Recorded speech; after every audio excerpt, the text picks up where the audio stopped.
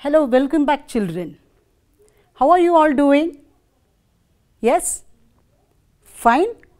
Very good. You all must be very happy. Though you are missing your school and friends, but still you are not missing your classes. So, you all must be really very happy. Okay children.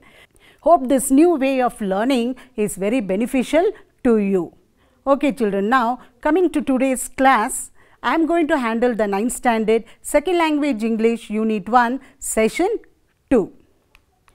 Do you remember children, in the last class what did you learn? Yes?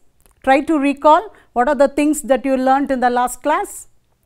Yes, you learnt about prefixes. When you come to grammar, you learnt about prefixes, and based on the prefix what you learnt in the last class, I had given you an home assignment. Do you remember children? Yes. Have you done the assignment? Have you written down it in a notebook? Have you found out the answer? Is it correct?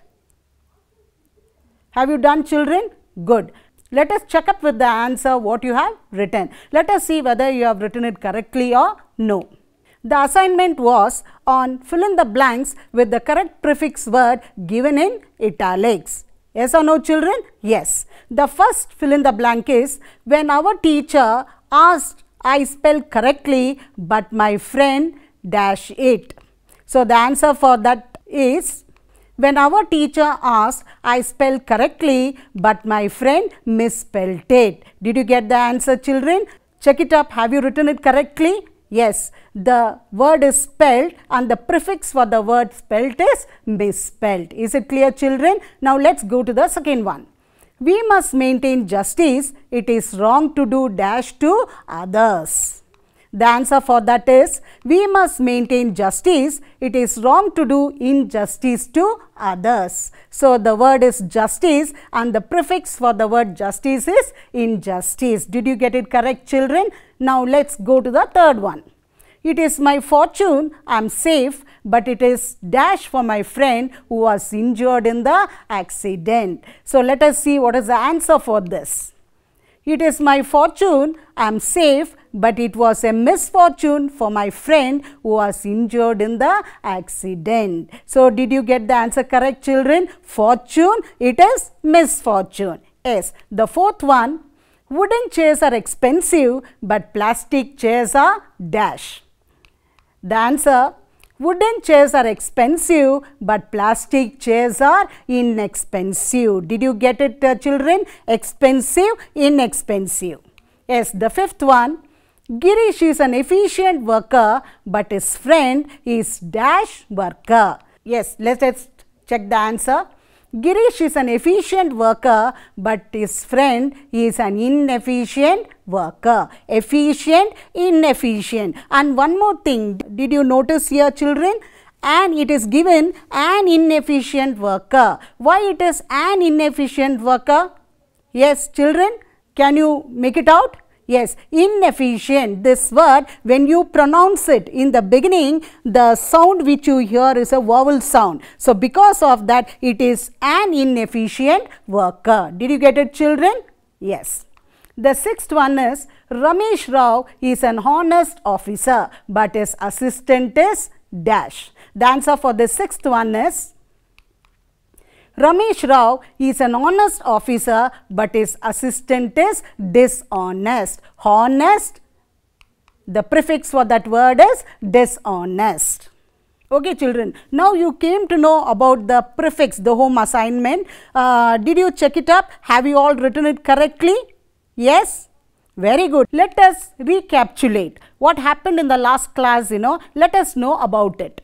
In the last class, we came to know that one day when the Pandavas were in pursuit of a deer, they became very weary and thirsty. Yudhishthira, the eldest of the Pandavas, asked Nakula to see if there was water nearby. Nakula climbed up a tree and said that there was water close by. Yudhishthira asked Nakula to get some water. Nakula, reaching the pool, wanted to quench his thirst. When he dipped his hand in the water, he heard an invisible voice which said to him not to drink water unless he answers the Yaksha's questions. He ignored the warning, drank the water and fell down dead. He was followed by his other brothers, namely Sahadeva, Arjuna and Bhima. They also met the same fate as they did not listen to the voice. Yes, children, up till here it is clear for you. Yes, now coming to today's class. Before we go to the class, children, I want you to have a book and a pen with you, and as I do the reading, note down the important words you come across in the lesson. Underline it, write it down in a book. Okay, and not only the hard words, but apart from that, you will also have certain activities and tasks for you, and you should note it down in your book and find the answers for these activities, because once you go back to the class, your teachers will be checking it and they will be assessing it. So whatever activities or tasks that is given to you, you must write it down in the book, and don't forget to mention the dates. Is it clear, children? Are you ready? Shall we proceed? Okay, here we go with the Prose the Enchanted Pool session 2. Puzzled and worried that his brothers had not returned, Yudhishthira himself proceeded in the direction his brothers had taken. When he came near a pool, seeing his brothers lying on the ground, appearing dead, he was shocked. But as he was thirsty, he wanted to quench his thirst first. At once, he heard a voice which warned him, "Your brothers died because they did not heed my words. Do not follow them. Answer my questions first and then quench your thirst. This pool is mine." Yudhishthira knew that these were the words of a Yaksha. He said to the bodiless voice, "Please ask your questions." The voice asked questions one after another. What makes sun shine every day? Yudhishthira replied, "The power of God." What rescues man in danger? Yudhishthira answered, "Courage." What is more nobly sustaining than the earth? Yudhishthira said, "The mother who brings up the children." What is faster than wind? Mind, Yudhishthira replied. What befriends a traveller? Learning. Who is the friend of one who stays at home? The wife. Who accompanies a man in death? Dharma, that alone accompanies the soul in its solitary journey after death. Which is the biggest vessel? The earth, which contains all within itself, is the greatest vessel. What is happiness?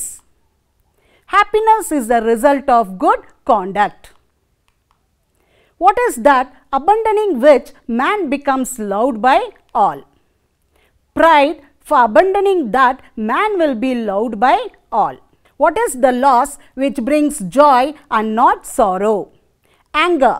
Giving it up, we will no longer be subjected to sorrow. What is that by giving up which man becomes wealthy? Desire. Getting rid of it, man becomes wealthy. What makes one a real Brahmin? Is it birth, good conduct or learning? Birth and learning do not make one a Brahmin. Good conduct alone does. What is the greatest wonder in the world? Every day, men see creatures depart to Yama's abode, and yet those who remain seek to live forever. Thus, the Yaksha posed many questions and Yudhishthira answered them all. In the end, the Yaksha was pleased and asked, "O king, one of your dead brothers can be revived. Whom do you want revived? He shall come back to life." Yudhishthira replied, "May the cloud-complexioned, lotus-eyed, broad-chested and long-armed Nakula, lying like a fallen ebony tree, arise." The Yaksha was pleased and asked Yudhishthira, "Why did you choose Nakula in preference to Bhima, who has the strength of 16,000 elephants, and why not Arjuna, whose prowess in arms is your protection? Tell me why you choose Nakula." Yudhishthira replied, "O Yaksha, Kunti and Madri were the two wives of my father. I, a son of Kunti, is alive, so she will not be bereaved. So, to be fair, I asked that Madari's son Nakula be revived. The Yaksha was pleased and granted back the life of all his brothers. It was Yama, the lord of death, who had taken the form of the deer and the Yaksha so that he might see his son Yudhishthira and test him. He embraced Yudhishthira and blessed him. Yama said, only a few days remain to complete the stipulated period of our exile in the forest. The 13th year also will pass by. None of your enemies will be able to discover you. You will succeed. Saying this, he disappeared. Is it clear, children, up till here? So, you came to know how Yudhishthira goes in search of his brother. He is very much shocked seeing them lying dead over there. And then when he goes to drink water, once again, the Yaksha gives him the warning and he listens to the words of the Yaksha and he answers all the questions. The Yaksha is very happy with him and he gives him a boon, allowing one of his brother to come back to life. And when he says it is Nakula, he feels really very happy and he sees to it that all his brothers have come back to life. Now, let us move on to the glossary. Here in the glossary, you will come across the meaning of certain hard words which we came across in the lesson. The first glossary is puzzled. The word puzzled. The meaning of the word puzzled is unable to understand. Now, look at this picture, children. What do you see in this picture? Yes, you can see a girl having lots of books in front of her. Yes or no? Yes. And looking at her expression, we can make out that the book which she is referring is a maths textbook and she is not able to understand what is given in the text. So, she is unable to understand the concept. So, that is the meaning of the word puzzled. Now, let us go to the second word, that is revive. The meaning of the word revive is to bring back. Now, children, look at the board. You can see two pictures. Yes or no? In the first picture, you can see a potted plant. And how does the plant look? Yes, it is about to die. Okay. And what can you make out from the second picture, children? If you take care of the plant, if you pour water, keep it out in sunlight, what will happen? They will come back once again to life. So, that is the meaning of the word revive. Yes, now going to the next glossary word. It is prowess. The meaning of the word prowess is great skill at doing something. Okay, children, look at the picture over there. What can you see? Who is there in that picture? Yes, it's a picture of Arjuna, one of the Pandava brothers. And you all know Arjuna was very good at what? Yes, children, try to remember. He was very good at archery. So, great skill at doing something, that is the meaning of the word prowess. Now, let us move on to the next glossary word, bereaved. A person is bereaved if a relative or a close friend has just passed away.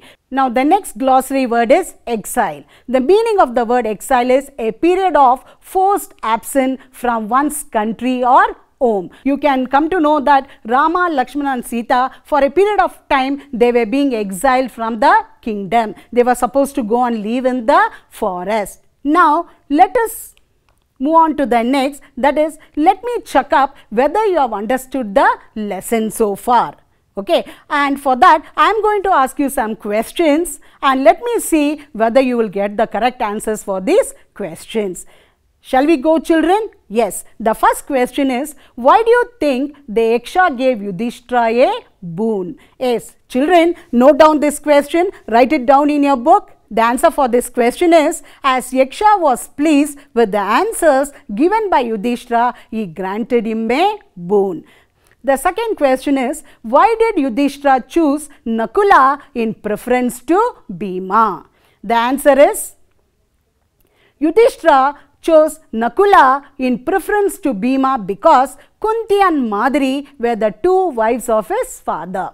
He, the son of Kunti, was alive. So, to be fair, he wanted Nakula, the son of Madari, to be alive so that Madari would not bereave. Did you get the answer, children? What you have written, did you check it up with it? Is it correct? Okay, let's move on to the third question. The third question is, why did Yama take the form of a Yaksha? The answer is, Yama took the form of a Yaksha to see his son Yudhishthira and to test him. Yes. Have you written correctly, children? Yes. Excellent. Very good. Yes. Now coming to the next part, that is grammar. Today, let us know what are adjectives. In this lesson, you come across certain words which come under the group adjectives of quality. Is it clear, children? So now let us know what is an adjective. So what is an adjective, children? You must have already learnt it in your previous class. Yes or no? Try to remember. Yes, did you get it? Yes, very good. An adjective is a word that describes a noun or a pronoun. Did you get it, children? Write it down in your notebook. For example, look at this sentence, children.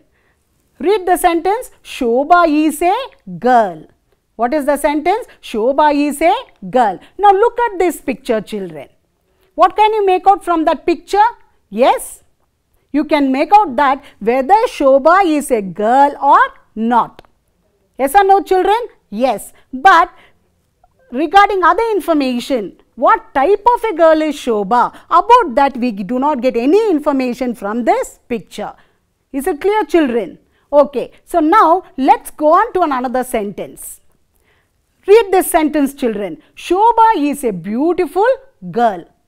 Yes, so when you go through this sentence, what do you come to know about Shobha? Yes, we come to know that Shobha is a beautiful girl. This word beautiful is an adjective of quality. Did you get it, children?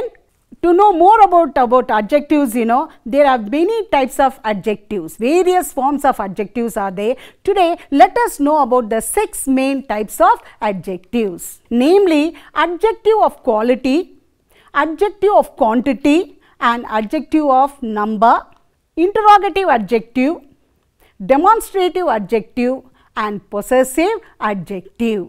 So, how many adjectives are there, children? Many adjectives are there. Among them, these are the 6 main adjectives. Note it down in the book, children. Have you written it down? Okay. Now, let's move on to the next, that is adjective of quality. What is adjective of quality? These are the words that describe the quality of a noun or a pronoun. Did you get it, children? What are adjective of quality? These are the words that describe the quality of a noun or a pronoun. So, any word which describes the quality of a noun or a pronoun, that we call it as adjective of quality. For example, look at this sentence, children. I have a soft teddy. Now, you have got a picture of a teddy. Can you see it, children? Yes, I have a soft teddy. So, in this sentence, I have a soft teddy. Which is the adjective of quality, children? Can you make it out? It describes the quality. So, which is the word over there? Yes, it is soft. Soft is an adjective of quality.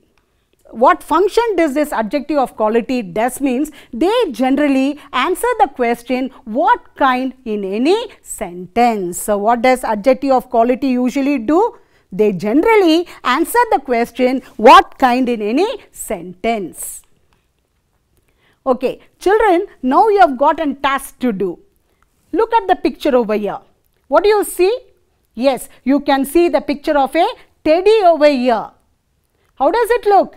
It looks very cute. Okay, so now so far you came to know about the adjectives of quality or quality words or describing words. Okay, in the first sentence you went through the sentence, I have a soft teddy. The word soft over there, it's adjective, adjective of quality.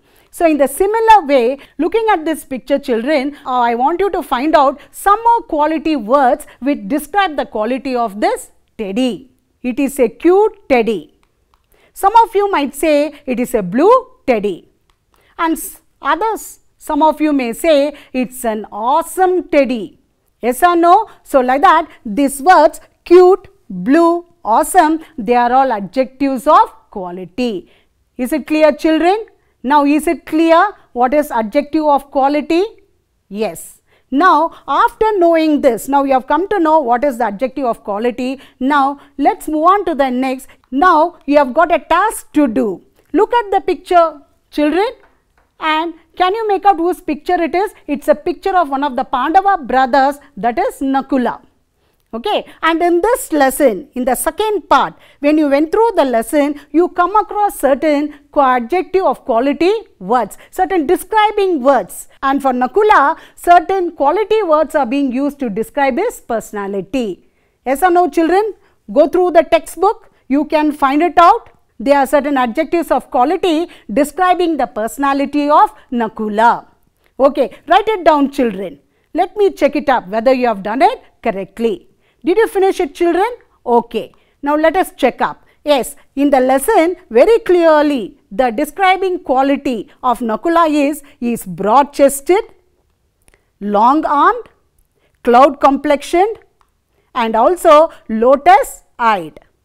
Did you get it correct, children? So, these type of words which describe the quality of a person, they are called as adjective of quality, or you can also call them as descriptive adjective. Did you get it, children? Is it clear up till now? Yes. Now, let's move on to the next. Now, you are also going to learn what are infinitives. Now, look at these words, children. To talk, to destroy, to finish, to make, to eat, to read, to wear, to drink. What are all these words, children? Yes, talk, destroy, finish, make, eat, read, wear, drink. What are all these? Yes, what do these words show? Yes, these words are all showing some action being done. And what do we call these words? Yes, children, can you remember? It is one of the part of speech. Yes? Yes, very good. They are all called as verbs. What are they called as? They are called as verbs. What is a verb? It's a word which shows some action being done, or it is also an action word. Did you get it, children? So, these words, we call them as infinitives. For example, I can show you how it is called as infinitive, because an infinitive always will begin with to. You have got the word to over there, and it will be followed with a base form of the verb. Together, it is called as infinitive. Did you get it, children?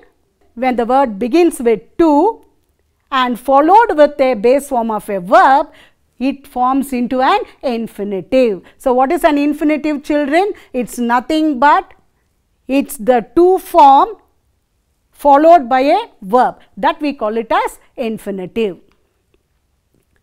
An infinitive is to plus verb form 1, first form of the verb or the base form of a verb. Okay, that we call it as an infinitive. Example, to drink. And here, one interesting thing you have to note it down. What does that means? The interesting thing, though it is formed, the infinitive, though it is formed out of a verb, it does not act as a verb. Did you get it, children? Even though the infinitive is formed out of a verb, it does not act as a verb. It does not work as a verb, but it functions as a noun or adjective or an adverb. Did you get it, children? Most of the time, it is usually used in the present form. And when you talk about infinitive, it has got two forms. The first one is the to infinitive, that is the to form plus the base verb. The second one is the zero infinitive, that is the base. Only the verb will be there. That we call it as the zero infinitive. You must remember, infinitive is not a verb. So, you cannot add s, es, ed or ing to the end, because base verb will be there and infinitive also. Is it clear, children? For example, look at this sentence, children. She eats an apple every day. My father goes to the office regularly. They walk for an hour. She is reading. And here you can see that there is no to form. So, because of that, with the verb, you can add s, es, ed or ing. But if the to form is there and if it is an infinitive, you cannot add this s, es, ed or ing. Did you get it, children? Okay. Now, let's move on to the next.